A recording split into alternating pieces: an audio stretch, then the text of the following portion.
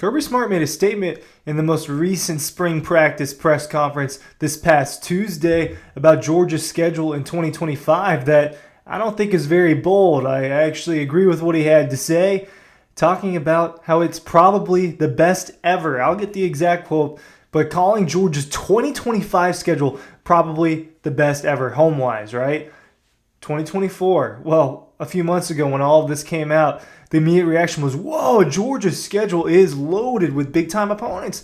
But guess what? A lot of them were on the road, right? When you talk about having to go to Bama, go to Texas, go to Kentucky, go to Ole Miss, right? In addition to playing at Clemson in Atlanta, in addition to dealing with the Jacksonville game against Florida, Georgia's schedule loaded with a lot of traveling and a lot of big games, a lot of big venues in 2024. Flipping it around as we have a new look SEC these next few years, and they're just going to flip the SEC schedule around. So in 2025, Georgia's going to have Kentucky at home. They're going to host Bama. They're going to host Texas. They're going to host Ole Miss. They'll have to travel to Tennessee, travel to Auburn. Not as different as what they've dealt with the past 15, 20 years as a program, but the home part of it.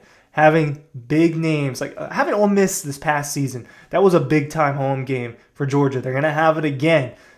And that was the biggest one in terms of brand value, right? And it just not happening a lot. It was a big deal. It was a big weekend. Auburn weekend is always probably going to be the biggest for the most part on a yearly basis. That wasn't the case this past year because they were in Auburn. But, compared to the other games this past season, the Ole Miss one, by far the biggest deal. College game day was there. And that won't even be in the top two for the most hype because Texas and Bama will be coming to Athens in 2025. I know that we've already hit you with the schedule. You're already seeing it. I'm just discussing it a little more, giving my take on it, having my Siri, making her stop talking, right?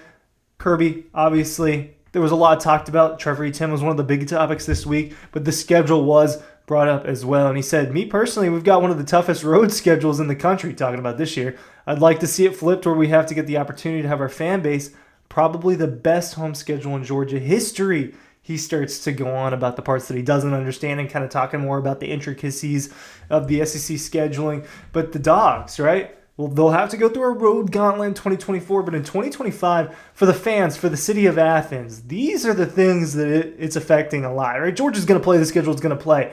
But to have marquee programs like Texas and Alabama, they're just, well, first of all, I don't know when if Texas has ever been. I don't know.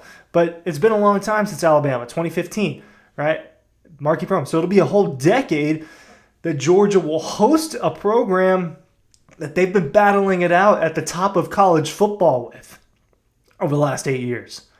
Right? So that will be on display in Sanford Stadium. These games just don't happen a lot. Even just seeing Ole Miss last year, right? It's been since the early 2000s-ish, right? Or I can't remember the exact cutoff date, but Georgia and Ole Miss used to play every single year, and the Rebels hadn't been to Athens in a while when they came in 2023. And so now they will be returning in 2025 to be the third biggest home game that Georgia has that year.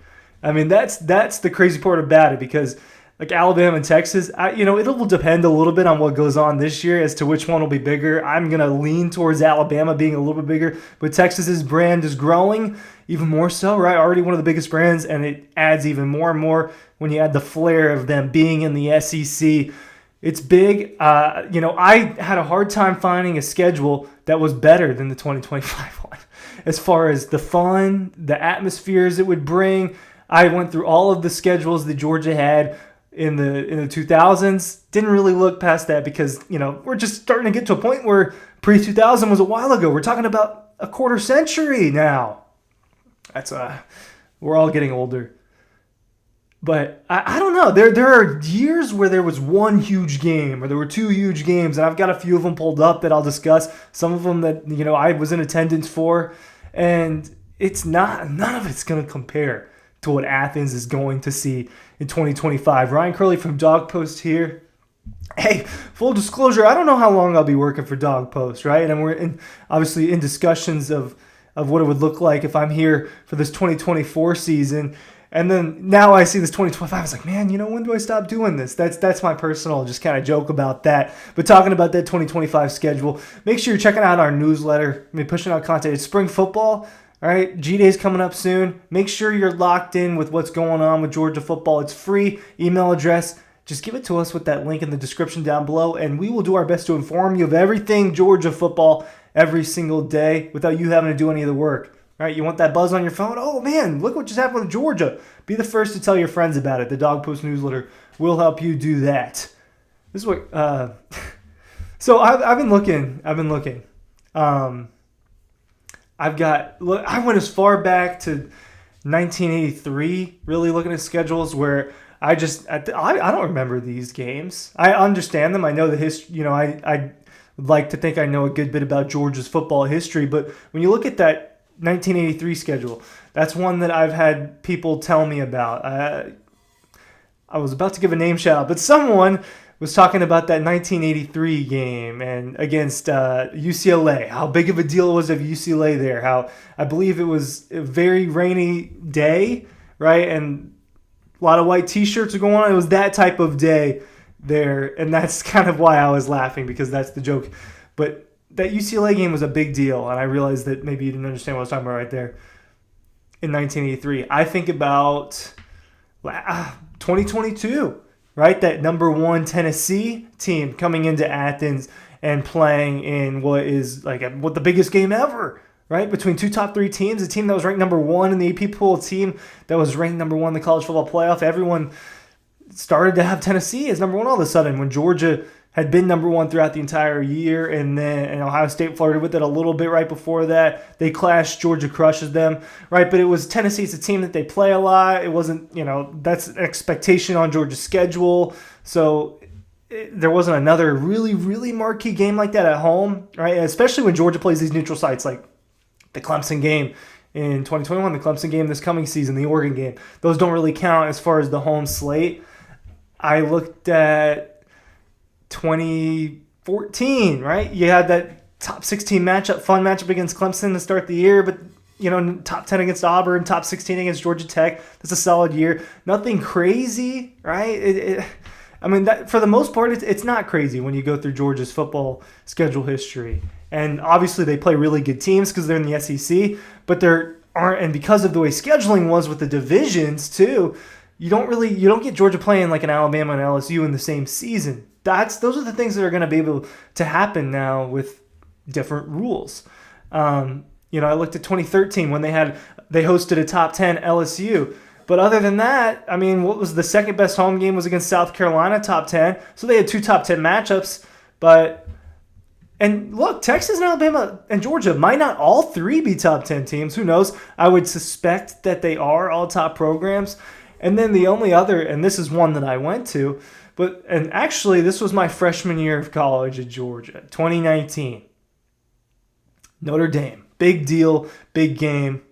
There's obviously some history between Georgia and Notre Dame there when you talk about that 1980 national championship. But when you look at the home schedule, it was Notre Dame, and the second most appealing one was Texas A&M later on in the year. Right, because that's a team that Georgia doesn't play every year. It's a big program, but that Texas A&M team wasn't super special, or not in a super special time the way it was like 10 years ago with Johnny Manziel and all of that. And you look at the rest of the schedule, what preceded Notre Dame? 2 home games against Murray State and Arkansas State. So you can't even say that probably even comes close to experiencing what it's going to be. They're going to have at home Austin, PA, Charlotte. Those will be 2 cupcakes, and then they'll have Bama, Texas, Ole Miss, Kentucky. And the way it works for student tickets, too, I can't even imagine what Athens is going to be like. I can't imagine what the downtown scene is going to be like during the day and night. It's going to start on Wednesday and Thursday for these types of games where the town's just getting a little bit more crowded, right? There aren't any dates set for these games. So, we don't know, and people can't really book their hotels. I'm sure there are people booking stuff out for Airbnbs and stuff as far as you can go. But I can't imagine what the town's going to be like, because I've seen what the town is for, obviously, this program's at the highest level of excitement it's ever been at the last few years. You see what it's like on a weekly basis during the football season, and you see what it's like when Auburn comes to town or Tennessee comes to town compared to a different school. Having Texas and Bama and Ole Miss all in the same season, it hasn't been like that before. And I agree with Kirby Smart that this is probably the best home season ever. And look, and maybe Georgia's output isn't that, but it's in terms of on paper excitement that it brings. That's the best way to put it. Thanks for watching.